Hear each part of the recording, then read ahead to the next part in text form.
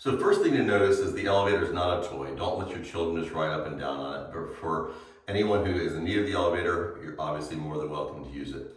The second thing I'll point out is that the phone in the elevator is not operational, so please keep a cell phone with you at all times. You're going to hit the call button. The call button will turn blue, and then when the elevator arrives at the floor, it'll go white. At that point, you can open up the door of the elevator and come into the elevator. As you come into the elevator, close the main door, but do not touch the gate. Depress the key of the floor that you want to go to. The gate will automatically close, and at which time the elevator will go up. So obviously, just take your time, relax. It's a slow ride, but you'll get there before it's too long. If the elevator loses power, it will go down to the lowest floor. And at the same time, if the elevator loses power, there is a generator that'll kick in.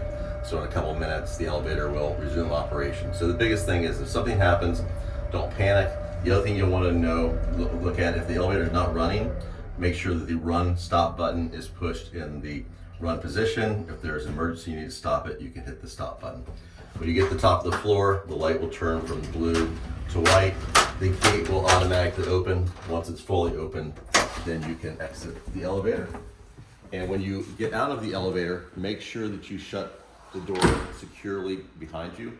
If any of the doors on the 3 levels are not closed completely, the elevator will not operate.